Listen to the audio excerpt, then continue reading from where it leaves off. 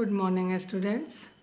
आज हम लोग 10वीं कक्षा के लिए कृतिका में अध्याय 2 पढ़ेंगे, जो शीर्षक नाम है जॉर्ज पंचम की नाक, जिसे कमलेश्वर जी ने लिखा है। यह एक व्यंग्यात्मक निबंध है। इसमें सरकारी तंत्र की मजाक उड़ाई गई है। हम जिस इंग्लैंड के गुलाम रहे, उसके रानी के सम्मान के लिए भारत की सरकार कैसे कैसे पापड़ बेलती है, अपमानपूर्ण हरकतें करती हैं, यह दिखाना इस निबंध का मुख्य उद्देश्य है कि किस प्रकार से भारतीय आज़ाद होने के बाद भी अभी अंग्रेज़ों के गुलामी को या उनके अंदर रहकर काम करना भूले नहीं हैं कि किस तरह से व्यक्ति गुलाम बन कर के किसी को सम्मान देता है। यह बात अभी भारतीय भूले नहीं हैं और इसी बात को इसमें उजागर किया गया है कि प्रत्येक एक विभाग के पदाधिकारी लग जाते हैं एलिजाबेथ के आने की खबर को सुनकर कि वह भारत में पधारने वाली होती है। चारों तरफ सफाई शुरू हो जाता है और दिल्ली की काया पलट हो जाती है। सभी जगह के धूल मिट्टी, वह चाहे फर्श के धूल मिट्टी हो या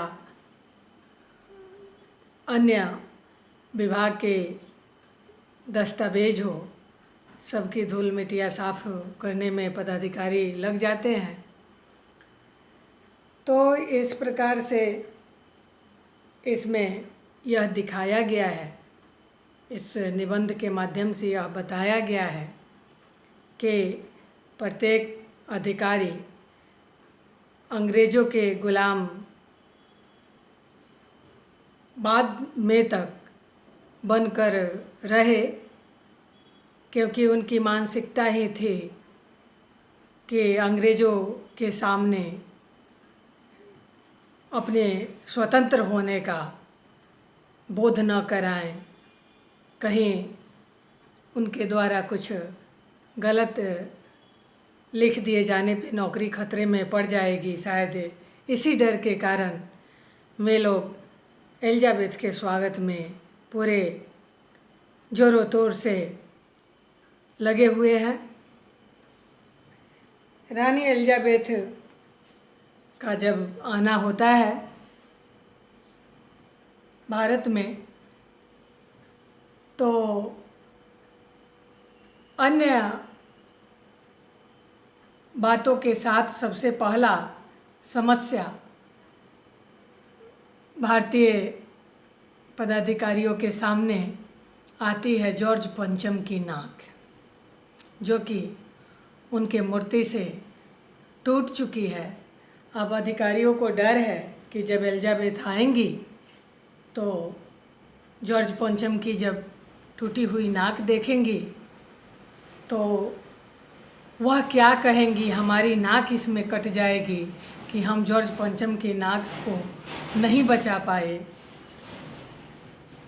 क्योंकि जॉर्ज पंचम जो है वह प्रथम ब्रिटिश शासक थे जो विंडसर राजघराने से संबंधित थे और यूनाइटेड किंगडम एवं अन्य राष्ट्रमंडल समूह के महाराजा होने के साथ साथ जॉर्ज भारत के सम्राट एवं स्वतंत्र राज्य के राजा भी थे। तो इस प्रकार से हम लोग जो है इस निबंध के उद्देश्यों को जानने के लिए इस कहानी को पढ़ेंगे और जानेंगे कि क्या क्या कार्य होता है भारतीय अधिकारियों के द्वारा जॉर्ज पंचम की नाक को सही करने के लिए। इस कहानी का मैं संक्षेप में सार बताऊंगी और आप ध्यानपूर्वक इस कहानी को पढ़ोगे। प्रत्येक पेज से 5-5 प्रश्न बनाओगे स्वनिर्मित। उसके बाद इसका प्रश्न अभ्यास बनाओगे। तो पहले हम लोग जानते हैं इस शीर्षक पाठ की कहानी का सार। तो रानी एलिजाबेथ का भारत आगमन की बात जब होती है तो वहाँ से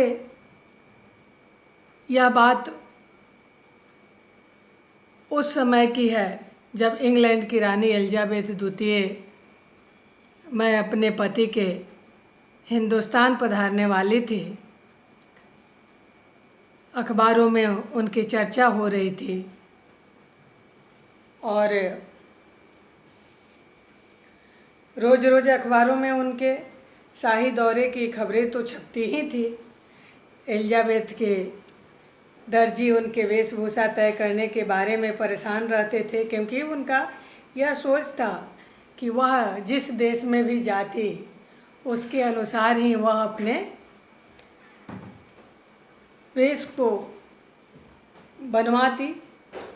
तो उनके दर्जी को बहुत ही ध्यान रखना पड़ता था कि जहाँ वह जाने वाली है वहाँ के वेशभूषा कैसे हैं और किस प्रकार से यह इनके लिए मैं ड्रेस बनाऊंगा जो वहाँ के अनुसार सही होगा।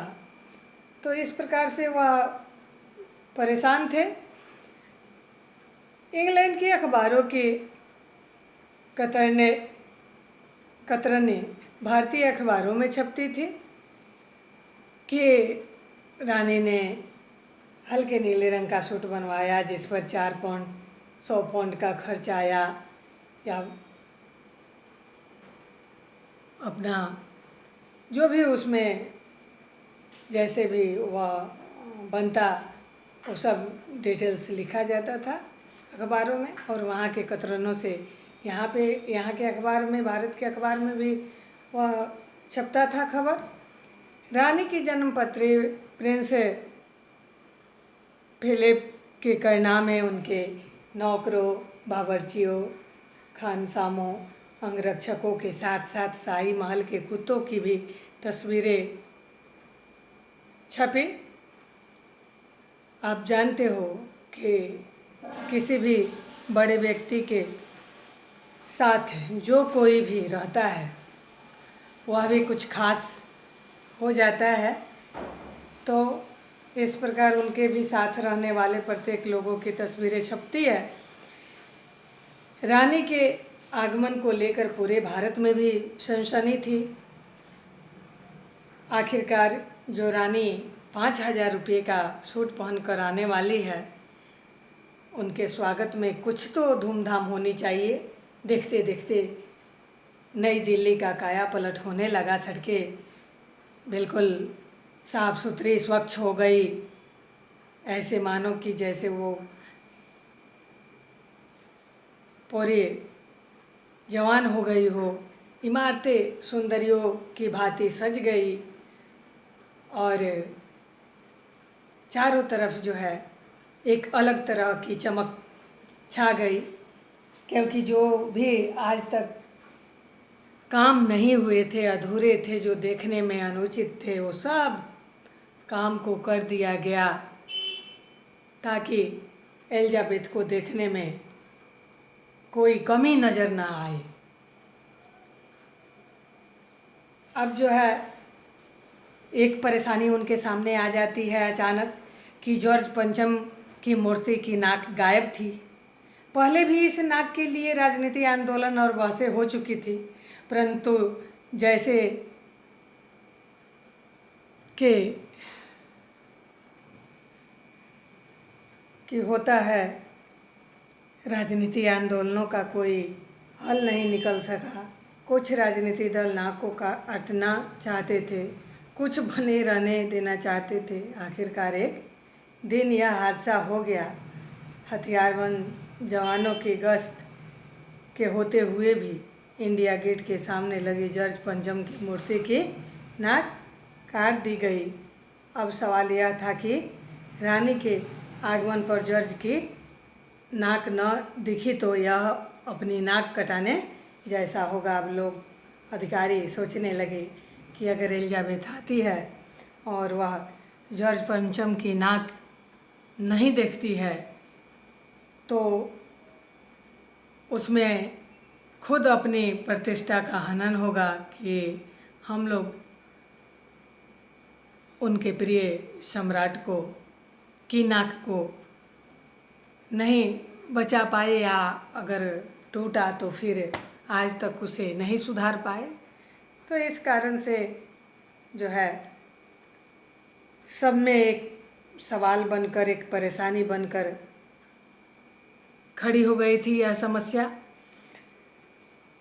अगले वीडियो में हम लोग इसके आगे की कहानी जानेंगे कि किस प्रकार से जॉर्ज पंचम के नाक के लिए विभिन्न स्थानों पर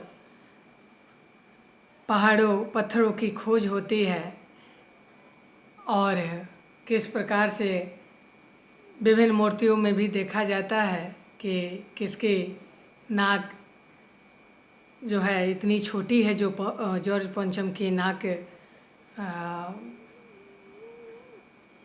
के जगह पे सही बैठ सके। धन्यवाद।